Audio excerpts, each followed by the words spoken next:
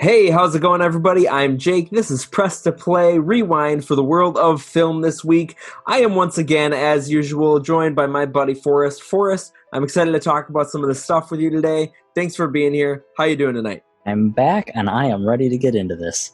Good. Yeah, we're only going to be covering two stories this week, but there's some really interesting stuff to talk about within them. So let's just jump right in here. Let's do a little bit of actual rewinding. So we're going to go back a couple of years, and there was this big controversy that happened with James Gunn, and he got fired from Guardians of the Galaxy 3. There was all this sort of different interpretations of that, and we won't get into that, but immediately all of the other studios were just throwing money at him, saying, we want you making movies for us. You can do whatever you want for our studio. Just come sign a deal. We will do whatever you want us to do, basically.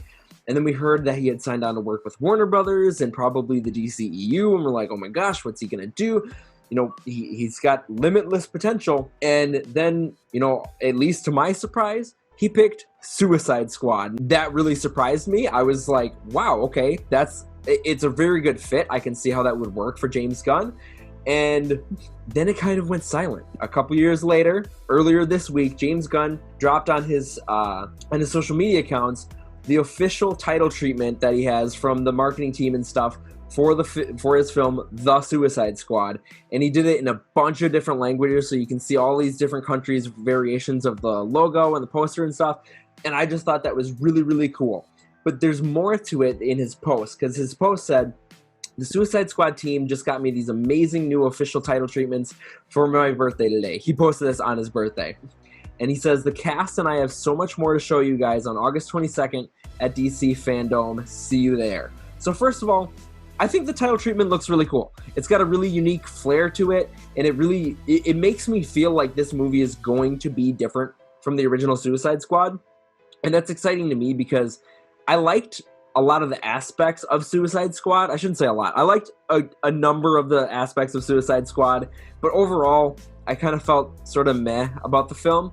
But on top of all of that, it sounds like in just a week or two, we're going to be getting a lot more information about this movie. So it went silent for so long, and all of a sudden, I think we're going to be getting a lot of information dropped on us, and I don't know if we're going to see character images or maybe a plot synopsis. If we're lucky, we might get a little footage or a trailer even.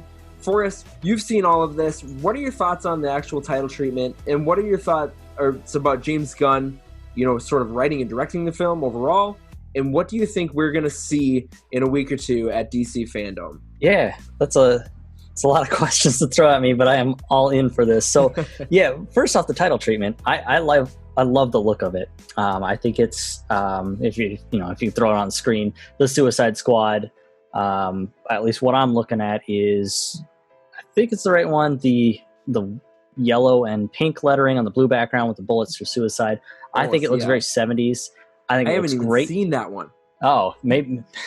But I don't know. I mean, there might be an alternate variation of it. Could be all kinds of things. It's yellow and red instead of blue and pink. Okay. Either way, the font at least looks very 70s, and I feel like it's going to be.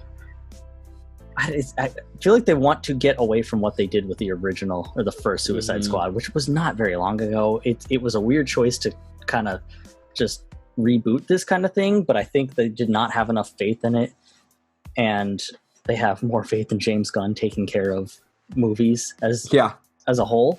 That man does some great work, not just with Guardians, which some of the most fun movies in the MCU. Absolutely. It did kind of change the whole look of it. I mean, look what they did with Thor. They kind of went the whole route of, well, hold on, Guardians of the Galaxy went really well, so let's kind of go that direction with the next Thor movie. He's a great director. And so, yeah, I'm excited to see what they kind of do with the DC Fandom in 2 weeks or so. I would hope for a little bit of footage, but, being that we haven't seen anything, we haven't heard any news on it, so I don't expect a lot. Maybe some kind of character images at the least. Is anything I'm hoping for here. Yeah, I agree. I'm definitely not expecting to see a trailer. You know, this movie's over a year away still, and he says it's not getting pushed at all because of COVID and everything, but who knows if that's actually true. So I'm not expecting to see an actual trailer or anything like that, but I agree. I think at the very least, we're going to be seeing what these characters look like. Maybe not all of them because the cast is really large, but I'd be willing to bet we'll see Captain Boomerang's image, and we'll be seeing Harley Quinn's image, and some of the returning characters, and maybe one or two of the new ones. And I think that's going to be really, really cool to see. And I agree. Like, James Gunn has a very unique style about his films, and you can tell when you're watching a James Gunn movie. And that's what I'm really excited about with this one, because you take a look at what he did with Guardians, and he took that group of misfits and put them all together, and it worked so well. And you're right, he basically established what the entire cosmic MCU looked like, and that is a huge task, and he totally pulled it off, and everybody loved it. So as much as I did not really jive too much with the original Suicide Squad, right, I don't even feel like this is going to feel like a sequel. I think it's just going to feel like its own completely standalone movie that is just got all of this James Gunn flair to it, and I could not be more excited about it. Yeah. So yeah, the first one was okay. The characters were what really led it, which there were a couple strong characters and a couple characters. Mm-hmm. The plot was kind of bleh too, but all in all, I saw what they were trying to do a fun film with it.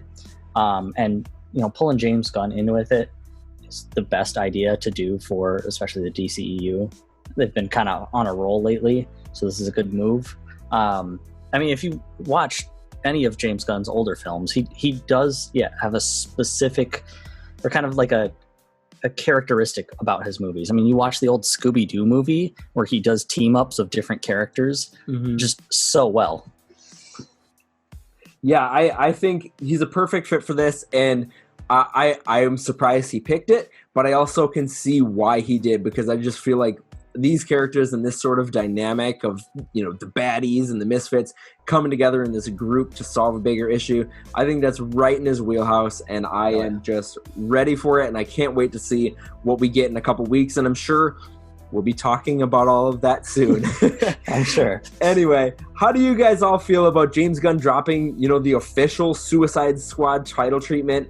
What are you hoping to see from DC fandom? Let us know all of that in the comments below. Now, that was story 1 of 2. Story 2 of 2 is a bit of a doozy, so buckle in here. So, earlier this week, Disney dropped a major bombshell when they announced that their live-action adaptation of Mulan would be heading to Disney Plus on September 4th for a premium cost of $29.99. So, let's just break this down a minute. This is kind of insane news. Mulan was set to be a really big blockbuster type of film for Disney, and 3 to 4 months ago, this whole notion of skipping a theatrical release would have been absolutely ludicrous. Like, they wouldn't have even considered it, because you just don't make that kind of money on home video at all. But Mulan was going to open in theaters the same week as COVID started to get really serious. Everything else started getting canceled. They had to push the release date. I mean, there was critics and stuff and press who already has seen this movie. Like, they had press screenings of it and then still had to cancel the release. So they've had to push it 2 or 3 times now, and now they're just faced with the situation of we don't know when theaters are going to open. We have an idea of when they might. Other countries around the world are sort of opening theaters to various success rates. They don't know what they're going to get in the middle of a pandemic, and even if they do open, what does that really look like? I don't think they're going to see the crowds that they saw before all of this, right? So every single day, the rules have just been changing, and I find this decision totally fascinating because, like I said, in a normal circumstances, home video and straight to VOD releases just don't make even a fraction of what a theatrical released film would make. So I really didn't think that they would do this. but they've made the choice, and I think it's a really interesting way to go about it too, because they're not just putting it out there like we've seen Universal do with Trolls and a couple of other movies that have come out on just straight VOD. You can just rent it for however much, and that's it. But they're doing it specifically to Disney Plus. So not only do you have to be a Disney Plus subscriber, but then on top of that, you have to pay the $30 extra just to access it. So they're going to need a ton of people who are already subscribers to actually purchase this, even though in a couple of months it'll probably be on there for free, just to break even on this movie. And I think it's just a major risk. And I've already seen people getting kind of pissed off about it, saying, hey, I'm already paying for this service. I've given you $70-$80 over the last year. Why should I have to pay an extra $30 to see this movie you're putting on here? And I understand kind of the overall situation that Disney's in. I get that they would never do this if their backs weren't kind of up against the wall like this. So I'm probably going to purchase it and check it out, because honestly, I think the movie looks really good anyway. I was really looking forward to seeing it that week before it got pulled. So it's going to be really interesting to see how all of this plays out. Forrest, there's a lot to unpack here. You've heard all of this. What are your thoughts about Mulan going to Disney Plus, and are you planning on checking it out? That's the biggest question here. So let me break this down a little bit. Yeah, Disney Plus, $70-$80 a year, like you said. I'm a subscriber. I was pretty much in from the beginning because of The Mandalorian. Mm-hmm. But it is a weird kind of big risk they're pulling. I know it's a big movie that they wanted to get released, and pushing it to Disney Plus, they don't want to just completely lose out on any revenue they would have had. Yeah. Not that Disney is ever hurting for money nowadays, but I can see why they want to do this. But $30 is kind of a steep price, especially if, it's just you and, your significant other in the house, or maybe you and your kid watching it. It's not nearly as much as you'd spend in going to see a movie by yourself or with another person. So the $30 price tag is kind of, I'm wondering where they got that from. I wonder if they have some kind of numbers to determine. Or, yeah, I'm sure they figured it out somehow. I have faith in that. I believe it. So I'm not a huge fan of the live action remakes of all this. I don't think I've seen a single one of them actually at this point. Really? Yeah. So I'm not super interested. I will not be partaking in this. I'm just wondering how it's going to play out for them. Releasing it will introduce. I think this is a dangerous thing to introduce, because I feel like a lot of other streaming services will try to take part in this kind of thing. Like, well, this was going to come out in theaters, or maybe not. Maybe it's just a thing they want to release to it, like a premium Netflix or Hulu or whatever other service to try to get a little bit more money. So I'm not a huge fan of this, but I understand why they're doing it, because they want to recoup some losses on this. The other thing here, and this, jump in if you think I'm pulling it too far off the rails, is what that means for the New Mutants. Because I have been waiting for that movie for years at this point. It's been years. And I saw something that it was supposed to be released on August 28th. So I don't know if they're going to pull the same thing. That I would spend a little bit of money on to see. But who knows where this is going to go at this point. Yeah, no. So let's play with a lot of that. The $30 price tag, I find reasonable, and I get that it sucks for, like, if somebody just wants to jump in and buy it and watch it themselves, that is a high price, especially because you're not getting the theater going experience that you normally would. Right. But I think, like, and typically what I've heard and what I've kind of understood and thought myself is the reason they don't put stuff out like on home video right away and they want them to go in the theaters is because, say me, you, and our significant others go to see the new Spider-Man movie, right? Average ticket cost is $10 or so. Yeah. You know, that's $40. You go with 10 people, that's $100. You know, there's 10 people going, that's $100, right?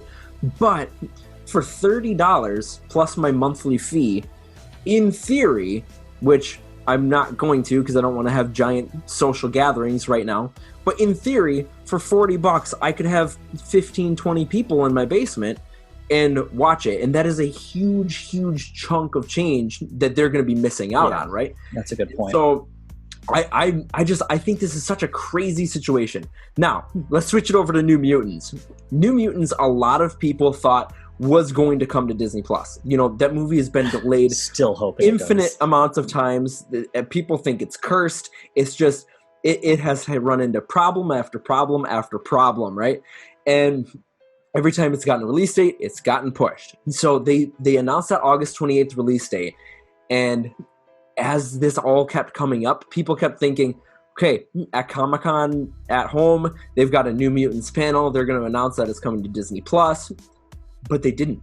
They announced that it is, in fact, they're holding the August 28th date, and they're just releasing it in theaters. And I think they just kind of want to get it out, because I've heard and seen that there's a lot of contracts with the different actors and directors and stuff that requires them to put it out in theaters in some capacity.